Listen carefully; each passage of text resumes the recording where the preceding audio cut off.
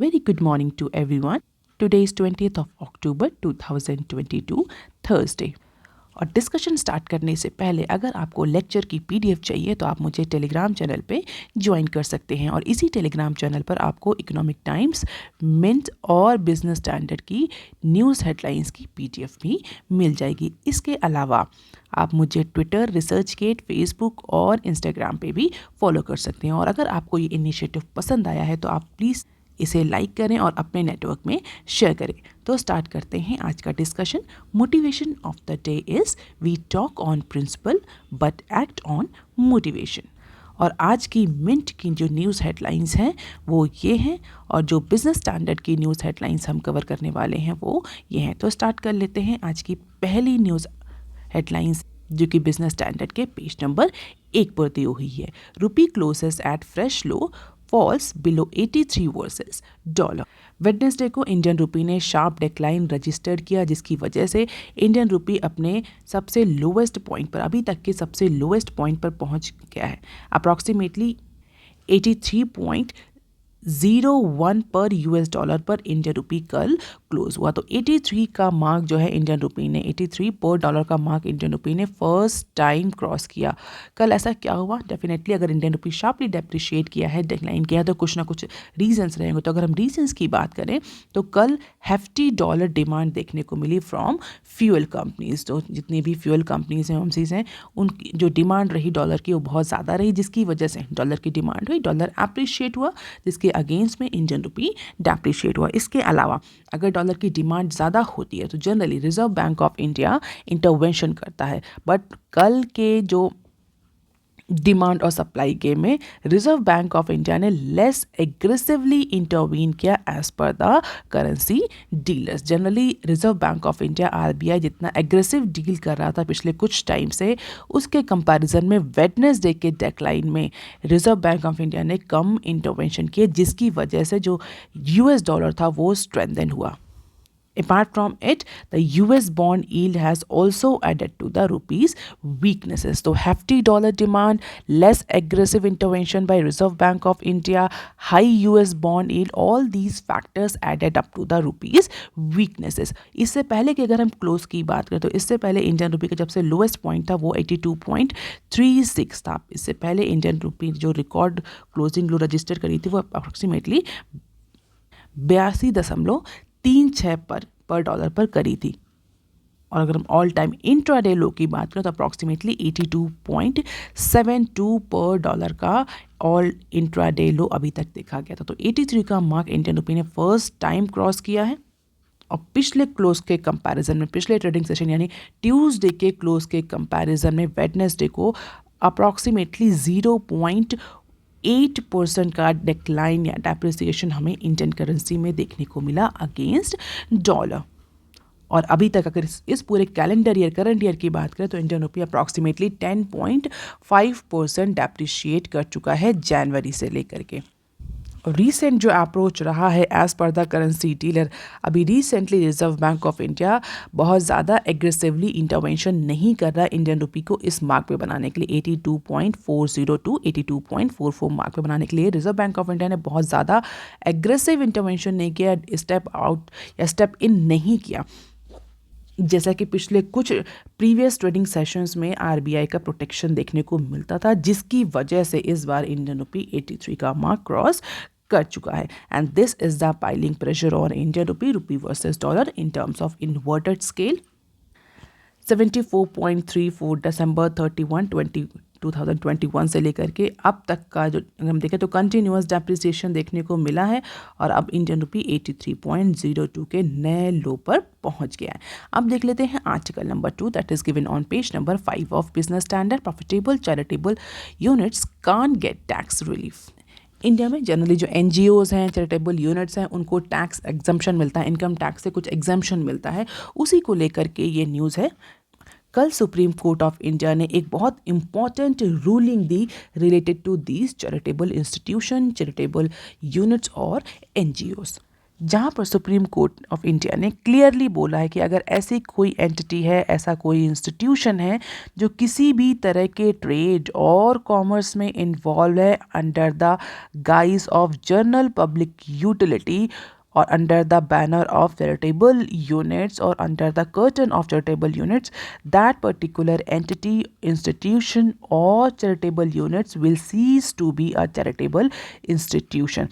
अगर किसी भी तरह का कोई भी तरह का एनजीओ, चैरिटेबल यूनिट्स और जनरल पब्लिक यूटिलिटी किसी भी तरह की ट्रेड और कॉमर्स एक्टिविटी करती है that is profitable in nature, तो उस एक्टिविटी के बाद, उस बिजनेस के बाद, उस कॉमर्स के बाद, उस ट्रेड के बाद वो इंस्टीट्यूशन चैरिटेबल इंस्टीट्यूशन नहीं रह जाएगा और इसीलिए वो इंस्टीट्यूशन किसी भी तरह का tax exemption under income tax act नहीं कर सकता as per the supreme court of India. Basically supreme court यहाँ पर दो इशू को टैकल कर रहा था, दो इशू को सुन रहा था। कौन सा? पहला था scope of expression of general public utility, जो कि जनरली पब्लिक के बेनिफिट से डील करता है, for claiming the tax exemption as charitable institution, and second the exemption of educational institution claiming the tax exemption as charitable institution. तो दो issues को एक साथ डील किया कि जनरल पब्लिक यूटिलिटी को चैरिटेबल इंस्टीट्यूशन माना जाए और उनको टैक्स एग्जम्पशन के लिए एलिजिबल किया जाए। इसके अलावा जो एजुकेशनल इंस्टीट्यूट हैं जो ये क्लेम करते हैं कि दे आर चैरिटेबल इंस्टीट्यूशन और उन पर जो इनकम टैक्स लगता है वो ना लगे, उसे एग्जम्प्ट किया जाए। तो इन दोनों इश्यूज़ को एक साथ सुनते हुए सुप्रीम कोर्ट ऑफ इंडिया ने अपना ये वर्डिक्ट दिया। अब बात आती है कि the expression charitable purpose, this charitable purpose has been actually defined under certain clause, जहाँ पर आता है कि अगर पुअर ऐसे एक्टिविटीज़ जहाँ पर पुअर को रिलीफ किसी तरह का दिया जा रहा है, उन्हें किसी तरह की हेल्प करी जा रही है, किसी एजुकेशनल पॉइंट ऑफ व्यू से मेडिकल रिलीफ प्रोवाइड किया जा रहा है या इन्वायरमेंट का प्रिजर्वेशन किया जा रहा है through water shade, forest and wild life related activities, या मॉन्यूमेंट्स को प्रिजर्वेशन का, या मॉन्यूमेंट्स को प्रिजर्व किया जा रहा है, उनके प्रिजर्वेशन का, उनकी सुरक्षा का काम किया जा रहा है, या किसी भी तरह की पब्लिक यूटिलिटी सर्विसेज के एडवांसमेंट का काम किया जा रहा है जिससे कि एक लार्ज सेक्शन ऑफ पब्लिक को बेनिफिट हो सके। तो इस तरह के जितने भी काम हैं उनको चैरिटेबल पर्पस का काम की कैटेगरी में डाला जाता है। ऐसे वर्क चैरिटेबल पर्पस की कैटेगरी में फॉल करते हैं as per the certain clauses. और होता क्या है, बहुत सारे ऐसे इंस्टीट्यूशंस, ऐसे फंक्शनल यूनिट, ऐसे बिजनेसेस जो इस तरह से रिलेटेड काम करते हैं वो अपने आप को जनरल पब्लिक यूटिलिटी टर्म्स में या क्लॉज में डाल लेते हैं in order to get the tax exemption for their profit, जबकि एक्चुअली में they were doing trade and commerce, profitable trade and commerce वो कर रहे होते हैं। तो this is an ambiguous meaning कि इंडिया में जो चैरिटेबल पर्पस की मीनिंग है बहुत ज़्यादा क्लैरिफाई नहीं है, जिसकी वजह से ट्रेड कॉमर्स करने वाली जो कंपनीज हैं वो भी अपने आप को जनरल पब्लिक यूटिलिटी में डाल करके टैक्स एग्जम्पशन क्लेम करती हैं। जैसे कि एजुकेशन सेक्टर में इससे ज़्यादा होता है और मेडिकल सेक्टर में भी, हॉस्पिटल में भी जो होते हैं वो भी इसी तरह की कई सारी एक्टिविटीज़ करते हैं in order to claim the tax exemption. तो उसी को लेकर के सुप्रीम कोर्ट ऑफ इंडिया और एपेक्स कोर्ट ने ये क्लैरिफिकेशन दिया है कि अगर किसी भी तरह का प्रॉफिट या मार्जिन अर्न किया जा रहा है इन सभी तरीके की एक्टिविटी से, भले ही चैरिटेबल पर्पस के लिए हैं, लेकिन अगर इन एक्टिविटीज़ को परफॉर्म करते हुए ऑर्गेनाइजेशन, एंटिटीज़ किसी भी तरह का प्रॉफिट या मार्जिन अर्न कर रही हैं तो वो कॉमर्शियल एक्टिविटी कहलाएगी, वो चैरिटेबल एक्टिविटी नहीं होगी। ये चैरिटेबल एक्टिविटी या चैरिटेबल पर्पस तभी जस्टिफाई होगा जबकि जो एंटिटी इस तरह के टास्क परफॉर्म कर रही है, इस तरह की एक्टिविटी परफॉर्म कर रही है, वो किसी ज़ीरो प्रॉफिट ले, ज़ीरो मार्जिन अर्न करे। लेकिन अगर कितना भी मार्जिन है और वो एंटिटी अर्न कर रही है प्रॉफिट या मार्जिन, तो definitely this is not a charitable activity, this is a commercial activity, और इसीलिए उन पर जो टैक्स कॉमर्शियल एंटिटी की तरह ही लगाया जाएगा, उन्हें किसी भी तरह का टैक्स एग्जम्पशन नहीं दिया जाएगा as per the IT act, क्योंकि IT एक्ट के तहत जो टैक्स एग्जम्पशन अवेलेबल है ऑन प्रॉफिट ये केवल चैरिटेबल इंस्टीट्यूशंस को ही अवेलेबल है। तो सुप्रीम कोर्ट ने बहुत ज़्यादा क्लैरिटी कर दी कि भले ही आप ये एक्टिविटीज़ परफॉर्म कर रहे हो, you can not be called as a charitable institution, you can not take the advantages of these charitable institution. So the rule so far, charitable institutions are not subjected to any tax provided they are involved in charitable work. One of the clause define general public utility as a charitable purpose like education और medical, लेकिन अब उसको भी supreme court of India ने बहुत clarity के साथ बोल दिया है कि अगर प्रॉफिट अर्न कर रहे हैं तो this is also not charitable public utility work. तो इसका इम्पैक्ट बहुत सारे trust institution, more specifically educational institution और मेडिकल इंस्टीट्यूशन पर हमें अब देखने को मिल सकता है। अब देख लेते हैं article number 3 that is given on page number 4, page number 6 of business standard. Growth in temporary contract and casual jobs slow down. तो बेसिकली जो ये न्यूज़ है ये इंडिया में जो टेम्परेरी कॉन्ट्रैक्चुअल और कैजुअल वर्कर्स हैं, एडॉक वर्कर्स हैं, उनसे रिलेटेड ये न्यूज़ है कि उनका कंट्रीब्यूशन टोटल वर्कफोर्स में कितना रहा। तो अगर S&P BSE 100 कंपनीज़ की एनुअल रिपोर्ट की एनालिसिस करी जाए लास्ट 5 ईयर्स की, तो ये क्लियरली देखा जा सकता है कि जो इंडिया की टॉप कंपनीज़ है, जो इंडिया की बड़ी कंपनीज़ है, जो कि इस पर्टिकुलर इंडाइसेस BSE 100 में इंक्लूड होती हैं, में आती हैं, इन कंपनीज़ में पिछले कुछ 5 सालों में, 6 सालों में जो टेम्परेरी कॉन्ट्रैक्चुअल और कैजुअल वर्कर्स हैं, जो कैजुअल जॉब्स हैं, उनमें डिक्लाइन देखा गया है as compare to the increase in their overall और टोटल वर्कफोर्स। तो जिस तरीके से उनकी टोटल वर्कफोर्स, उनका टोटल HR इंक्रीज कर रहा है, उस तरह का इंक्रीज टेम्परेरी कॉन्ट्रैक्चुअल और कैजुअल जॉब्स में या वर्कर्स में देखने को नहीं मिल रहा है। The absolute number of such job is up 30% between the financial year 2017 to 2022। तो 2018 से 2022 के बीच में अगर डेटा को देखें तो अप्रॉक्सीमेटली 30% का ही इंक्रीज देखने को मिल रहा है as per the recent analysis of annual reports of these companies. तो अप्रॉक्सीमेटली 100 कंपनीज़ में से 49 कंपनीज़ का डेटा अवेलेबल था जिस पर ये एनालिसिस करी गई थी। और अगर टोटल वर्कफोर्स में इंक्रीज़ देखा जाए तो टोटल वर्कफोर्स में अप्रॉक्सीमेटली 36% का इंक्रीज़ इस 2018 और 2022 के पीरियड के बीच में देखने को मिल रहा है, जबकि जो कॉन्ट्रैक्चुअल टेम्परेरी जॉब्स हैं, जो टेम्परेरी वर्कर्स हैं, उनमें ये इंक्रीज़ नहीं देखने को मिल रहा। उनका जो इंक्रीज़, उनकी जो ग्रोथ है वो कम है। As a result the ratio of temporary contractual and casual jobs as a proportion of total workforce is at its lowest at least in 5 years. तो पिछले 5 सालों का डेटा अगर देखें तो कॉन्ट्रैक्चुअल, टेम्परेरी और कैजुअल जॉब्स का जो परसेंटेज है, जो कॉन्ट्रीब्यूशन है टोटल वर्कफोर्स में, वो डिक्रीज़ हुआ है। और अगर हम एवरेज को डिस्कस करें तो अप्रॉक्सीमेटली 53 टेम्परेरी और कॉन्ट्रैक्चुअल और कैजुअल जॉब्स होती थी for every workforce with 100 employees in financial year 2018। It is at 51 in 2022। तो 53, 100 में अप्रॉक्सीमेटली 53 जॉब्स जो होती थी वो कैजुअल नेचर की होती थी 2018 में, और ये रिड्यूस होते होते 51 ही रह गई, 51 ही रह गई इन फाइनेंशियल ईयर 2022। और अगर सेक्टर वाइज ब्रेकअप देखा जाए तो बैंकिंग और फाइनेंशियल सेक्टर, जो फाइनेंशियल सेक्टर है, इसके अलावा जो IT सेक्टर है, इन 3 सेक्टर में सबसे ज़्यादा लोवेस्ट रेशियो देखा गया है नॉन परमानेंट जॉब्स का या कैजुअल जॉब्स का। तो बैंकिंग, फाइनेंस और IT में सबसे ज़्यादा डिक्लाइन देखने को मिला, या हम ये कह सकते हैं कि इन 3 सेक्टर में सबसे कम कैजुअल जॉब्स या टेम्परेरी या कॉन्ट्रैक्चुअल जॉब्स जनरेट हो रही हैं।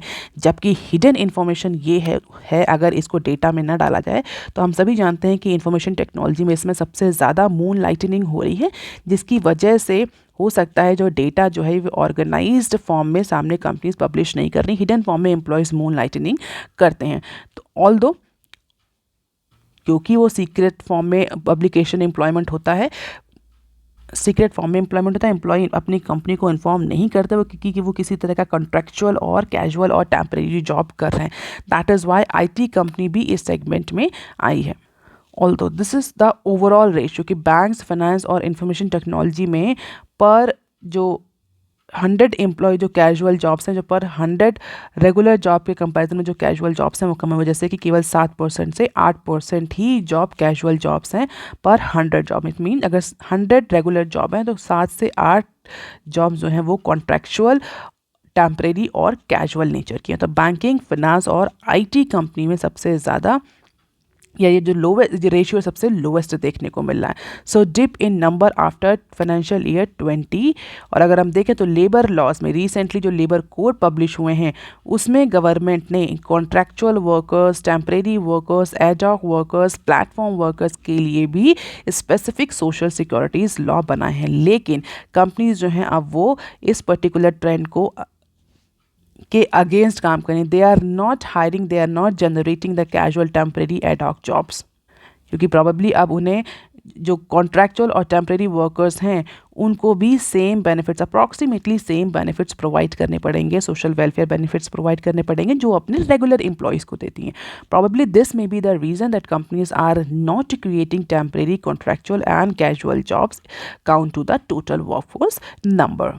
So this is the dip in numbers after financial year 20, and this is a decline in regular wages and salaries job, regular wages and casual laborers, and this is the auto among sectors which rising non-permanent job. तो ये हम देख सकते हैं different sector में.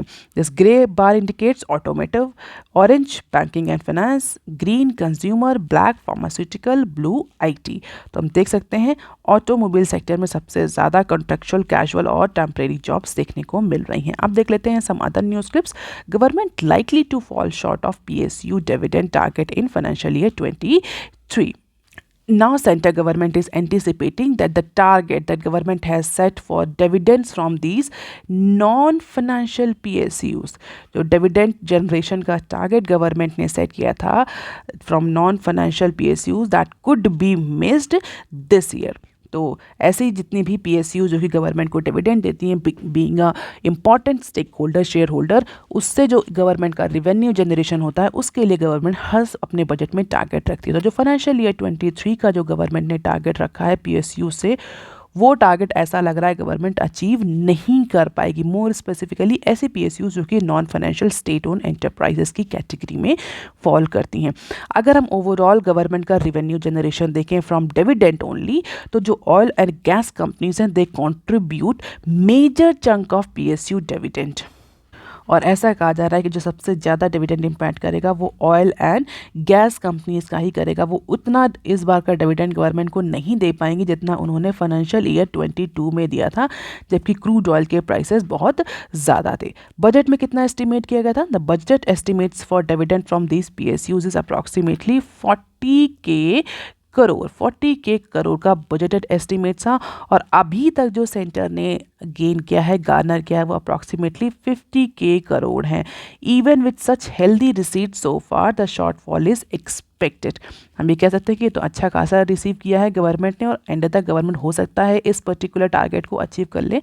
But government का ये कहना है कि प्रॉबेबली जो रिसीट्स हैं वो आगे आने वाले टाइम में इतनी ज़्यादा ना हो, और शॉर्टफॉल जो है वो एंटिसिपेट कर रही है गवर्नमेंट। और मेजर शॉर्टफॉल जो देखने को मिल रहा है वो oil and marketing companies, OMCs और ऑयल एंड गैस कंपनीज के केस में देखने को मिल रहा है।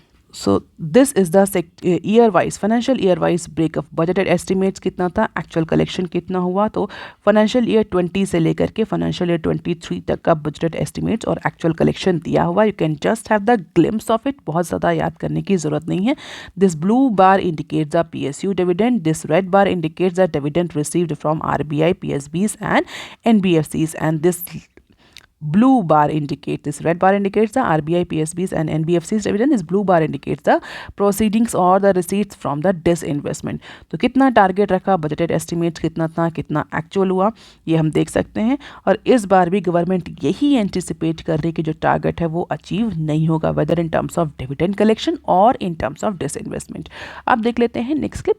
India has role in shaping global human rights.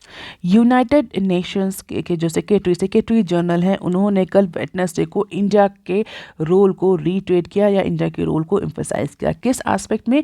Human right violation को रोकने के एस्पेक्ट में, ह्यूमन राइट को प्रमोट करने के एस्पेक्ट में। तो इंडिया की वॉइस, इंडिया के एक्ट बहुत इंपॉर्टेंट हैं, बहुत सिग्निफिकेंट हैं इन ह्यूमन राइट क्राइसिस, ऐसा बोला यूनाइटेड नेशन सेक्रेटरी जनरल ने वेडनेसडे को। तो बेसिकली 26/11 के जो टेरर अटैक में जो शहीद हुए थे लोग, उनके ट्रिब्यूट को लेकर के एक इवेंट ऑर्गेनाइज किया गया था होटल ताज में मुंबई में, जहां पर टेररिज्म और जो ग्लोबल प्रायोरिटीज़ हैं उसको लेकर के यूएन सेक्रेटरी ने अपने व्यू दिए, जहाँ पर इंडिया के रोल को बहुत ज़्यादा इम्पोर्टेंट बताया ह्यूमन राइट और टेररिज्म जैसे जो क्राइम्स हैं उनको टैकल करने के लिए। अब देख लेते हैं next clip, tussle over secrecy delays compilation of trade data।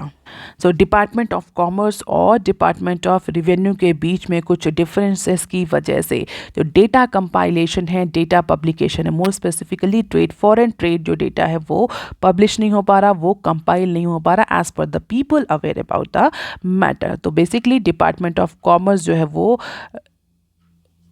जो क्रूशल फॉरेन डेटा है उसको कंपाइल नहीं कर पा रहा, उसको जनरेट नहीं कर पा रहा for nearly 2 weeks now एमिड the differences between these two departments, department of commerce and revenue department over the secrecy of custom data. तो कस्टम डेटा को लेकर के रेवेन्यू डिपार्टमेंट कुछ सीक्रेसी कर रहा है, जिसकी वजह से डिपार्टमेंट ऑफ कॉमर्स को कंप्लीट डेटा मिल नहीं रहा और जिसकी वजह से जो फॉरेन ट्रेड डेटा है वो डिपार्टमेंट ऑफ कॉमर्स पब्लिश नहीं कर पा रहा। The directorate general of commercial intelligence and statistics, जिसको हम शॉर्ट फॉर्म में DGCIS बोलते हैं, दिस पर्टिकुलर यूनिट और wing is responsible for compilation and publication of trade statistics. तो फिलहाल के लिए DGCIS जो है वो डेटा को प्रोसेस नहीं कर पा रहा, वैलिडेट नहीं कर पा रहा कि जो वीकली ट्रेड डेटा है वो कैसा रहा। क्यों? क्योंकि जो रेवेन्यू डिपार्टमेंट है वो कुछ कस्टम ड्यूटी को लेकर के, कस्टम डेटा को लेकर के सीक्रेसी मेंटेन कर पा रहा है, जिसकी वजह से क्रूशल फॉरेन डेटा जो है वो पब्लिश नहीं हो पा रहा। तो क्या शिपिंग बिलिंग नंबर क्या है, डेट क्या है, बिल ऑफ एंट्री क्या है, कितना कब जो कंसाइनमेंट है, वो सब का जो भी डेटा है फिलहाल के लिए वो डेली वीकली डेटा पब्लिश नहीं हो पा रहा। Indian custom electronic gateway ICE gate जो कि एक इलेक्ट्रॉनिक पोर्टल है फॉर कस्टम, उस पर पब्लिश नहीं हो पा रहा। अब देख लेते हैं next performance linked hike x PSU जन इंश्योरेंस स्टाफ। रिसेंटली हमने डिस्कस किया था कि जिस तरीके से प्रोडक्शन लिंक्ड इंसेंटिव स्कीम लाई गई है, जिसको हम शॉर्ट फॉर्म में PLI भी बोलते हैं, इसी तरह की परफॉर्मेंस लिंक्ड इंसेंटिव स्कीम्स लाई गई है किसके लिए? पब्लिक सेक्टर के लिए। और गवर्नमेंट ने इंडियन रेलवे के जो स्टाफ थे उनमें डिस्ट्रीब्यूशन भी किया था कैलकुलेशन करके, लेकिन अभी जो इन्फॉर्मेशन आ रही है वो यार कि जो एम्प्लॉय यूनियन है, मोर स्पेसिफिकली इंश्योरेंस सेक्टर में जो इंश्योरेंस कंपनीज हैं, जो स्टेट ओन इंश्योरेंस कंपनीज हैं, उनकी जो employ union head means trade union जो है वो एक्चुअली इस पर्टिकुलर परफॉर्मेंस लिंक्ड हाइक से बहुत ज़्यादा हैप्पी नहीं है, या बहुत ज़्यादा खुश या बहुत ज़्यादा सेटिस्फाइड नहीं। रिसेंटली गवर्नमेंट ने डिसीजन लिया कि जो स्टाफ हैं, बेसिकली जो PSUs में स्टाफ हैं, उनकी जो सैलरी हाइक होती है, जो उनको हाइक दिए जाते हैं, वो उनको परफॉर्मेंस लिंक्ड इंसेंटिव स्कीम से, परफॉर्मेंस लिंक्ड हाइक से के अकॉर्डिंग दिए जाएंगे इन अपकमिंग टाइम्स। तो बेसिकली सैलरी डिवीजन को लिंक कर दिया है परफॉर्मेंस से गवर्नमेंट ने यहाँ पर। And this revision takes effect in August this year, and definitely for sure unions are opposing this move and planning to hold the demonstration against this into this week, more specifically insurance staff। और ऐसा कहा जा रहा है कि वो finance secretary, finance ministry के पास भी अपने इस इशू को रिप्रेजेंट करने जा रहे हैं। Awez revision for public sector banks and insurance companies is done for every 5 year. Generally अगर हम बात करें बैंक्स की, पब्लिक सेक्टर बैंक्स की, तो बाईलेटरल ट्राईपार्टाइट ये नेगोशिएशन होता है जहाँ पर एम्प्लॉयर और एम्प्लॉई और गवर्नमेंट बैठ के नेगोशिएट करते हैं कि कितना परसेंटेज हाइक जो है वो एम्प्लॉयज़ को दिया जाएगा। तो ट्राईपार्टाइट नेगोशिएशन होता है बैंकिंग के केस में। अभी गवर्नमेंट ने क्या किया? परफॉर्मेंस लिंक्ड हाइक कर दिए हैं इंस्टेड ऑफ ट्राईपार्टाइट। उसी को लेकर के जो यूनियन है वो अपोजिशन कर रही हैं। प्रॉबेबली हो सकता है आगे आने वाले टाइम में गवर्नमेंट को ये स्कीम वापस लेनी पड़े। अब देख लेते हैं next clip, UK inflation eight 40-year high of 10.1% एमिड costlier food. तो रिसेंटली हमने डिस्कस किया था कि यूएस की इन्फ्लेशन 40 साल के हाईएस्ट पॉइंट पर पहुंच चुकी है और अब यूके भी इसी ट्रैप में फंस चुका है। यूके की भी इन्फ्लेशन जो है वो अपने 40 सालों के सबसे हाईएस्ट पॉइंट पर पहुंच गई है इन द मंथ ऑफ सितंबर। तो सितंबर का डेटा जो रिलीज़ हुआ है वो इंडिकेट कर रहा है कि यूके की इन्फ्लेशन 10.1% तक पहुँच गई और इसमें सबसे इंपॉर्टेंट जो पार्ट कॉन्स्टिट्यूट कर रहा है that is the cost of food item. Food item की वजह से जो हाउस होल्ड बजट है वो स्क्वीज कर रहा है, जिसकी वजह से जो कंज्यूमर प्राइस इंडेक्स है जो CPI वो 10.1% तक पहुंच गया है in comparison to the last month. Last month कितना था? लास्ट मंथ अप्रॉक्सीमेटली 9.9% CPI था as per the national statistic और ऑफिस फॉर नेशनल स्टैटिस्टिक्स, जिसको हम ONS बोलते हैं, जो कि यूके में इन्फ्लेशन का डेटा पब्लिश करता है। तो वेडनेसडे को ये डेटा पब्लिश हुआ, जहाँ पर क्लियरली इंडिकेट कर रहा है कि जुलाई पीक के बाद इन्फ्लेशन फिर से अपने सितंबर में सबसे हाईएस्ट पॉइंट पर पहुंच गई है और 1982 से लेकर के ये अभी तक का सबसे हाईएस्ट CPI है in the history of UK. और फूड प्राइसेस जो कि सबसे ज़्यादा रिस्पॉन्सिबल हैं इस इंक्रीज CPI के लिए, अगर उसकी खाली फूड इन्फ्लेशन की बात करें या ओनली फूड इन्फ्लेशन की बात करें तो अप्रॉक्सीमेटली 14.6% का फूड इन्फ्लेशन इस समय यूके में चल रहा है। तो now it's a very challenging situation for central bank in UK. Apart from it, they are also struggling some political turmoil. तो लेट अस सी कि कैसे इस क्राइसिस की सिचुएशन से यूके बाहर निकल करके आता है। That is all for today students. If you want lecture PDF, you can join me on Telegram channel. You can also follow me on other social media platforms. If you have any query and suggestion, you can write on comment section below. Please like, share and subscribe. Thank you. Have a nice day.